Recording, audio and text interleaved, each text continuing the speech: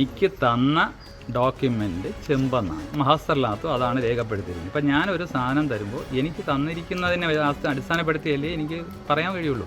അതിന് മുകളിൽ എനിക്ക് അവരോട് പറയാൻ പറ്റുമോ? ഇപ്പം മുൻപ് ഇങ്ങനെ ഒരാൾ ചെയ്തിരുന്നു, അതിൽ ഇങ്ങനെമാതിരി ഗോൾഡ് ഉണ്ടായിരുന്നു എന്നൊക്കെ ഞാനും അറിയുന്നത് ഈ സമയത്താണ്. അപ്പോൾ എനിക്ക് ചെമ്പെന്ന് പറയും. ഒരു പക്ഷേ ചിലപ്പോൾ അതിൽ സ്വർണം പൂശിയത് സ്വർണം നഷ്ടപ്പെട്ടതുകൊണ്ടായിരിക്കാം, കാലഹരണപ്പെട്ടതുകൊണ്ടായിരിക്കാം. അങ്ങനെ ആ സമയത്ത് കാലഹരണപ്പെട്ടതുകൊണ്ടായിരിക്കാം ദേവസ്വം അങ്ങനെ തീരുമാനം എടുത്ത് തന്നിട്ടുള്ളത്. പക്ഷേ അതൊക്കെ എനിക്ക് പറയാൻ പറ്റുന്ന കാര്യങ്ങളല്ല. ബൈലോയ്ക്കകത്തുള്ള ബാക്കി നിയമവശങ്ങൾ എനിക്ക് അറിയില്ല. അതിൻ്റെ വീഴ്ച, അതായത് ഞാൻ തന്നെ കൊണ്ടുപോയി എന്നുള്ളതൊക്കെ. പിന്നെ മെയിൻ്റെനൻസ് വർക്കും കൂടെ എഴുതിയിരിക്കുന്നതുകൊണ്ട് ആ മെയിൻ്റെനൻസിൻ്റെ വർക്കിൻ്റെ കാലതാമസം വന്നു. ഉണ്ണികൃഷ്ണൻ പോറ്റി എങ്ങനെ ഈ കരാറും സ്വന്തമാക്കി? 40 വർഷത്തെ ഗ്യാരണ്ടിയിലാണ് 2019 സ്വർണം പൂശി നൽകിയത്.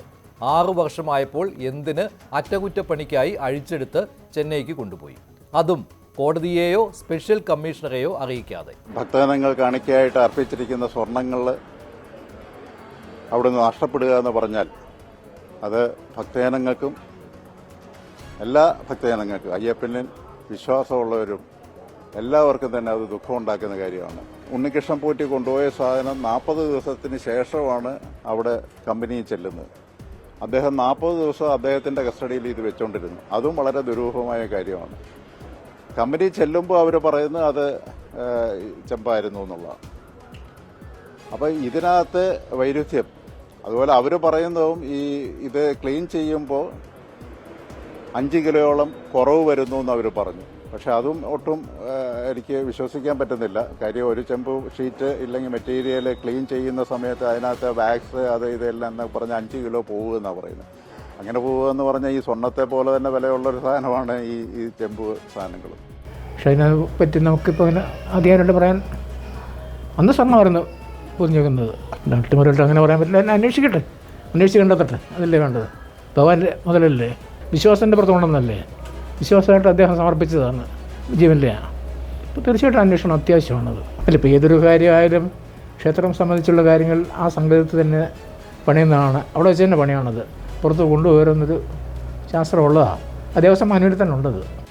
പോറ്റി അയാൾ തന്നെ വെളിപ്പെടുത്തിയതല്ലേ അയാൾ അഡീഷണൽ ആയിട്ട് ഒരു പീഠം കൊടുത്തു. ഇപ്പൊ എല്ലാവരും പറഞ്ഞു, എനിക്ക് ആ വാർത്തയാണ് എനിക്ക് അറിയപ്പെടുന്നത്. ഞാനും അതിശയിച്ചു, ഇങ്ങനെ ഒരു പീഠം അയാൾ എന്തിനു കൊണ്ട് കൊടുത്തു. അപ്പോൾ അയാൾ കൊണ്ട് കൊടുത്തപ്പം ഫിറ്റ് ചെയ്ത് ചേരാതെ വന്നപ്പോൾ ഈ പീഠം അയാൾ തിരിച്ചു കൊണ്ടുപോയി. ഇതിന്റെ യഥാർത്ഥ നിയമം അനുസരിച്ച് ഇത് പുറത്തു കൊണ്ടുപോകാൻ പാടില്ല. അതിന് ലിഖിതമായ നിയമങ്ങളുണ്ട്. ഞങ്ങൾ ആക്ടിലും റൂളിലും എല്ലാം വ്യക്തമായിട്ട് പറഞ്ഞിട്ടുണ്ട്. എന്ത് പണിയാണെങ്കിലും ദേവസ്വം പ്രിമിസസിനകത്ത് വെച്ച് ചെയ്യാവൂ. ഇതെങ്ങനെ കൊടുത്തയച്ചു, അതൊരു ചോദ്യമാണ്. 2019 ഈ വാതിൽ കൊണ്ടുവന്നു. ഈ വാതിലിൻ്റെ ആദ്യ പണി എന്ന് പറഞ്ഞാൽ അതിൻ്റെ തേക്ക് തടിയിൽ തീർത്ത സാധനം ഇവിടുന്ന് ഗുരുവായൂർ കൊണ്ടുപോയി അവിടുത്തെ ഒരു നന്ദനാചാരി എന്ന ഒരു തച്ചനാണ് വാതിൽ പണിത് തിരിച്ച് കൊണ്ടുവന്നിട്ട് അത് ചെന്നൈക്ക് കൊടുത്ത് പ്ലേറ്റ് ചെയ്യാനായിട്ട് കൊണ്ടുപോയത്. അതിനുശേഷം ഈ മാർച്ച് 10-ാം തീയതി രാവിലെ 6 മണിയോട് കൂടിയാണ് നമ്മുടെ ക്ഷേത്രത്തിൽ കൊണ്ടുവരുന്നത്. അവിടെ കൊണ്ടുവന്ന് ആനക്കൊടിൽ വെച്ചാണ് ഇതിൻ്റെ കവറിങ് തന്നെ പൊളിക്കുന്നത്. അതുവരെ അത് ഭദ്രമായിട്ട് തന്നെ ഇരിക്കുക. വഴിക്കങ്ങ് ഒരിടത്തും അഴിച്ചില്ല. അതിൻ്റെ സീല് അഴിക്കുക എന്ന് പറഞ്ഞത് നമ്മുടെ അമ്പലത്തിൽ വന്നു കഴിഞ്ഞാണ്. നമ്മളെ മേശാന്തി അതിനൊരു പൂജ നടത്തി. അതിനുശേഷമാണ് ജയറാം മക്കൾ വന്ന് ഇത് അമ്പലപ്പുഴ പേട്ടകെട്ടുകാരുടെ ഒരു രഥം ഉണ്ടായിരുന്നു. അത് അലങ്കരിച്ച് ഘോഷയാത്രയായിട്ട് 8-10 അമ്പലങ്ങളിൽ പോയതിന് ശേഷമാണ് പമ്പയിലോട്ട് ചെല്ലുന്നത്. ഒരു 10-11 കൂടിയാണ് നമ്മുടെ ക്ഷേത്രത്തിൽ നിന്ന് കൊണ്ടുവന്നത്. ദേവസ്വത്തിലെ ജീവനക്കാരുണ്ടായിരുന്നു, നമ്മുടെ പഴയ MLA പത്മകുമാർ ഉണ്ടായിരുന്നു. പുറത്തു വരുന്ന വിവരങ്ങൾ ഒട്ടും സുഖകരമല്ല. ഒരു ഉണ്ണികൃഷ്ണൻ പോറ്റിയിലേക്ക് ഒതുക്കി ഇതിൽ നിന്ന് രക്ഷപ്പെടാൻ സർക്കാരിനും തിരുവിതാംകൂർ ദേവസ്വം ബോർഡിനും കഴിയുകയുമില്ല. ഉണ്ണികൃഷ്ണൻ പോറ്റിക്ക് സ്വർണ്ണപ്പാളികൾ കൊണ്ടുപോകാൻ സഹായം കിട്ടിയത് 2019 ജൂലൈ 6 തിരുവിതാംകൂർ ദേവസ്വം ബോർഡിന്റെ ഉത്തരവാണ്. ചെമ്പുപാളി സ്വർണം പൂശാനായിരുന്നു ഉത്തരവ്. സ്വർണം പൊതിഞ്ഞ പാളി ചെമ്പാണെന്ന് ഉത്തരവിട്ടത് എന്തടിസ്ഥാനത്തിലാണ്? ഹൈക്കോടതി ഉത്തരവിൽ പോലും ഇത് ചോദിക്കുന്നുണ്ട്. സ്വർണ്ണപ്പാളി ചെമ്പാണെന്ന് വരുത്തി തീർത്തതല്ലേ? 2019 ജൂലൈയിൽ ചെമ്പെന്ന് വരുത്തി തീർത്ത് സ്വർണ്ണപ്പാളി ബംഗളൂരുവിലേക്ക് കൊണ്ടുപോയ ശേഷം നടന്നത് വൻ അട്ടിമറി. സ്വർണ്ണപ്പാളികൾ കാട്ടി പണപ്പിരിവ്, പ്രമുഖ വ്യക്തികളുടെ വീടുകളിൽ പൂജ, അതിൽ നടൻ ജയറാമിന്റെ വീട്ടിലെ പൂജയും പുറത്തു വന്നു കഴിഞ്ഞു.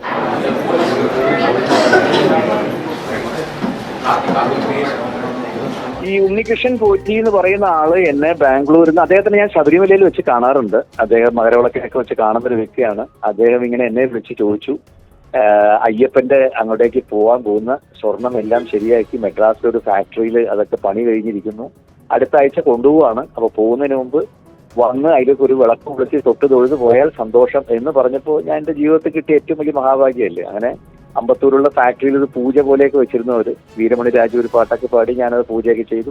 ഞാൻ അദ്ദേഹത്തോട് ചോദിച്ചു, പോകുന്ന വഴിക്ക് ബുദ്ധിമുട്ടില്ലെങ്കിൽ എൻ്റെ വീടിന്റെ പൂജാമുറിയുടെ അവിടെ കൂടി ഒന്ന്, അപ്പൊ വലിയ സംഗതിയില്ല, അപ്പൊ അത്ര ഇറക്കാൻ പറ്റില്ല, ചെറുതായിട്ടുള്ളതെങ്കിലും ഒന്ന് കൊണ്ടുപോകാൻ പറ്റുമോ, ബുദ്ധിമുട്ടുണ്ടോ എന്ന് ചോദിച്ചു. ഒരു ബുദ്ധിമുട്ടുമില്ല, താങ്കളെ പോലെ 50 വർഷമായിട്ട് ശബരിമലയ്ക്ക് പോകുന്ന ഒരാളുടെ വീട്ടിൽ കൊണ്ടുവച്ചാൽ എന്താണെന്ന് പറഞ്ഞു. നേരെ വൈകുന്നേരം കൊണ്ടുവരാമെന്ന് പറഞ്ഞു.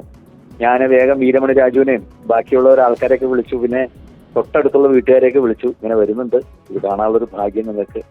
അപ്പോൾ അവരെല്ലാവരും വന്നു, വീരമണി പാട്ടൊക്കെ പാടി എൻ്റെ വീടിന്റെ പൂജാമുറിയുടെ അവിടെ ഒരു അരമണിക്കൂർന്ന് വെച്ചു. 2 ദിവസം കഴിഞ്ഞപ്പോൾ എനിക്ക് ഫോട്ടോ കിട്ടി തന്നു. ഉണ്ണികൃഷ്ണൻ നമ്പൂരി അവിടെ ശബരിമലയിൽ ഇത് ഫിക്സ് ചെയ്യുന്ന ഫോട്ടോ ഒക്കെ എനിക്ക് അയച്ചു തന്നു. ഇതിനെക്കുറിച്ചുള്ള ആക്ഷേപങ്ങളെക്കുറിച്ചോ മറ്റു കാര്യങ്ങളെക്കുറിച്ചോ മീഡിയയിലൂടെ പ്രതികരിക്കാൻ എനിക്ക് കഴിയില്ല. അപ്പം അന്വേഷണ ഉദ്യോഗസ്ഥർ ചോദിച്ച ചോദ്യങ്ങൾക്ക് ഞാൻ എല്ലാ മറുപടിയും കൊടുത്തിട്ടുണ്ട്. അതിന് മുകളിൽ ഇനി കോടതി ആവശ്യപ്പെടുന്ന രേഖകൾ എന്തെങ്കിലും ഉണ്ടെങ്കിൽ എൻ്റെ കയ്യിലുള്ളതെല്ലാം ഞാൻ സമർപ്പിക്കും. അങ്ങനെ മൊഴി രേഖപ്പെടുത്തുകയായിരുന്നു. അവർ ചോദിച്ച ചോദ്യങ്ങൾ എനിക്ക് സമയം തന്നു, എനിക്ക് ബ്രേക്ക് തന്നു, ആ ചോദ്യങ്ങൾ ആലോചിക്കാനുള്ള സമയം തന്നു. അതിനനുസരിച്ചായിരുന്നു ആ ചോദ്യങ്ങൾക്ക് എനിക്കറിയുന്ന കാര്യങ്ങളും എനിക്ക് ഓർമ്മിച്ചെടുത്ത് ഞാൻ എല്ലാ കാര്യങ്ങളും മറുപടി കൊടുത്തിട്ടുണ്ട്. 42 ദിവസങ്ങൾക്ക് ശേഷം സ്വർണം പൂശാനായി ചെന്നൈയിലെ കമ്പനിക്ക് നൽകുമ്പോൾ അത് വെറും ചെമ്പുപാളികളായിരുന്നു. ഇതിനിടയിൽ സ്വർണ്ണപ്പാളിക്ക് പകരം ചെമ്പുപാളികൾ നിർമ്മിച്ചിരിക്കാം. അങ്ങനെ നിർമ്മിച്ച ചെമ്പുപാളിയിലാണ് സ്വർണം പൂശി 2019 സെപ്റ്റംബറിൽ ദ്വാരപാലക ശില്പങ്ങളിൽ സ്ഥാപിച്ചത്. തിരികെ കൊണ്ടുവരുമ്പോൾ തൂക്ക വ്യത്യാസം 4.5 കിലോ. ഇതിൽ ഹൈക്കോടതി സംശയം ഉന്നയിക്കുകയും ചെയ്തു. കൃത്യമായ മാനദണ്ഡങ്ങൾ പാലിച്ചുകൊണ്ട് തന്നെയാണ് ഞങ്ങൾ ചെന്നൈയിലേക്ക് ഈ സ്വർണ്ണപ്പാളികൾ നവീകരണത്തിന് കൊണ്ടുപോയത്. അതിലൊരു പാളിച്ചയും ദേവസ്വം ബോർഡിന് ഇപ്പോൾ പറ്റിയിട്ടില്ല. തിരുവാഭരണം കമ്മീഷന്റെ നേതൃത്വത്തിൽ അവിടെ എത്തി ശബരിമല എഒയുടെ സാന്നിധ്യത്തിൽ, എക്സിക്യൂട്ടീവ് ഓഫീസറുടെ സാന്നിധ്യത്തിൽ, വിജിലൻസിന്റെ സാന്നിധ്യത്തിൽ കൃത്യമായ വീഡിയോ ചിത്രീകരണത്തിലോടുകൂടി ആദ്യം തുടക്കത്തിൽ മഹസർ തയ്യാറാക്കി, അവസാനവും മഹസർ തയ്യാറാക്കി, സുരക്ഷിതമായ വാഹനത്തിൽ പോലീസിന്റെ അകമ്പടിയോടുകൂടിയാണ് ഇത്തവണ ചെന്നൈയിലേക്ക് തിരുവാഭരണം കമ്മീഷണർ വാഹനത്തിലിരിക്കെ അങ്ങനെയാണ് ചെന്നൈയിലേക്ക് ഞങ്ങൾ സ്വർണം കൊണ്ടുപോയത്. നിങ്ങൾ ഈ പറയുന്ന ഉണ്ണികൃഷ്ണൻ പോറ്റിയെ ഞങ്ങൾ ചെന്നൈയിലേക്ക് വരാനാണെന്ന് പറഞ്ഞത്. അദ്ദേഹത്തിന്റെ കയ്യിൽ സ്വർണം കൊടുത്തുവിടുകയല്ല ഞങ്ങൾ ചെയ്തത്. തിരുവിതാംകൂർ ദേവസ്വം ബോർഡിന്റെ ഇപ്പോഴത്തെ പ്രസിഡന്റ് PS പ്രശാന്ത് സെൽഫ് ഗോളടിച്ച് മുന്നേറുകയാണ്. കഴിഞ്ഞ മാസം സ്വർണം പൂശാൻ ഉണ്ണികൃഷ്ണൻ പോറ്റിയെ ഏൽപ്പിച്ചത് എന്തിനാണെന്ന ചോദ്യത്തിനാണ് പ്രശാന്ത് മറുപടി പറയേണ്ടത്. മറുപടി ഇങ്ങനെ: 2019 സ്വർണം പൂശിയപ്പോൾ 40 വർഷത്തെ വാരണ്ടി ഉണ്ടായിരുന്നു. ഇപ്പോൾ ഭക്തർ പിടിച്ചും മറ്റും നിറം മങ്ങിയപ്പോൾ വാരണ്ടി ഉള്ളതിനാൽ അറ്റകുറ്റപ്പണിക്ക് തീരുമാനിച്ചതാണ്. അങ്ങനെയെങ്കിൽ അത് ദേവസ്വം ബോർഡും സ്വർണം പൂശിയ സ്മാർട്ട് സൊല്യൂഷൻ എന്ന ചെന്നൈ കമ്പനിയും തമ്മിലുള്ള ഇടപാടല്ലേ? അവിടെ പോറ്റിക്ക് എന്ത് കാര്യം? അപ്പോൾ കള്ളി വെളിച്ചത്തായി. വാരണ്ടി കാർഡ് ഉണ്ണികൃഷ്ണൻ പോറ്റിയുടെ പേരിലാണ്. ദ്വാരപാലക ശില്പങ്ങളെ ആവരണം ചെയ്തിരിക്കുന്ന ചെമ്പുപാളി 1998 പൊതിഞ്ഞത് 5 കിലോ സ്വർണത്തിലാണെങ്കിൽ സ്വർണ്ണമോഷണത്തിന്റെ വ്യാപ്തി അതിഭീകരമാകും. ആ ദ്വാരപാലകൻ്റെ വന്നിട്ട് പ്രത്യേകിച്ചൊരു എൻ്റെ ഒരു നിഗമനത്തിൽ നോക്കുമ്പോൾ ഇത്ര സ്ക്വയർ ഫൂട്ടിന് ഇത്ര ഗോൾഡ് യൂസ് ചെയ്യുമ്പോൾ ഇത്ര വെയിറ്റ് വരണം എന്നുള്ള നിഗമനത്തിലാണ് ഞാൻ പറഞ്ഞത്. റഫ്ലി ഒരു 2.5 കിലോസ് വെച്ചിട്ട് ഓരോ ശില്പത്തിലും വന്ന് കാണണം എന്നുള്ളതാണ് അവരുടെയും കൂടി റിപ്പോർട്ട്. അപ്പോൾ റഫ്ലി ഒരു 5 കിലോസ് ഉപയോഗിച്ചിട്ടുണ്ട്, സാധ്യതയുണ്ട്. ആ 2 ദ്വാരപാലകർ ചെമ്പ് ഉൾപ്പെടെ ഉള്ള വെയിറ്റാണ് നിങ്ങൾ പറഞ്ഞ 25 കിലോ എന്ന് പറഞ്ഞത്, ആയിരിക്കാം. പക്ഷെ ഗോൾഡ് മാത്രം 5 കിലോസ് അതിൻ്റെ അകത്തുണ്ട്. അവിടെ ചെമ്പിൻ്റെ പോർഷൻ ഒന്നുമില്ല, എവ്രിതിങ് കവേർഡ് വിത്ത് ഗോൾഡാണ്. മനസ്സിലായില്ലേ? കംപ്ലീറ്റ് ദ്വാരപാലകർ ഗോൾഡ് വെച്ച് പൂശി ഗോൾഡ് പ്ലേറ്റഡാണ്. Amalgamation process. ദ്വാരപാലകർ ഫ്രീക്വൻ്റ് ആയിട്ട് ടച്ച് ചെയ്യുന്ന സ്ഥലമായതുകൊണ്ട് അവർ കൂടുതൽ ലെയേഴ്സ് യൂസ് ചെയ്തിട്ടുണ്ടെന്ന് പറഞ്ഞു എന്നോട്. എത്ര സ്വർണം എന്നതിൽ ഇപ്പോഴും അനുമാനമാണെങ്കിലും കിലോ കണക്കിനുണ്ടെന്ന് സെന്തിൽനാഥനെ പോലെയുള്ളവരുടെ വെളിപ്പെടുത്തലുകൾ തെളിയിക്കുന്നു. അല്ലെങ്കിൽ അത് പറയേണ്ടതും തെളിവ് ഹാജരാക്കേണ്ടതും ദേവസ്വം ബോർഡാണ്. ഇപ്പോൾ എന്തായാലും പരമാവധി 407 ഗ്രാം സ്വർണം മാത്രമേ 2 സ്വർണ്ണപ്പാളികളിലുമായി ഉള്ളൂ. ഇത് ദേവസ്വം ബോർഡ് പ്രസിഡന്റും സമ്മതിച്ചതാണ്. ഉണ്ണികൃഷ്ണൻ പോറ്റി മാത്രമല്ല ഈ തട്ടിപ്പിലെ പങ്കാളിയെന്ന് ആർക്കും മനസ്സിലാകും. ദേവസ്വം വിജിലൻസ് മാത്രം അന്വേഷിച്ചാൽ എവിടെയും എത്തില്ല. സ്വർണ്ണ ആവരണം മാറ്റി ചെമ്പ് പാളികളിൽ സ്വർണം പൂശിവെച്ചത് ആരെന്ന് കണ്ടെത്തണമെങ്കിൽ വിശദമായ അന്വേഷണം തന്നെ വേണം.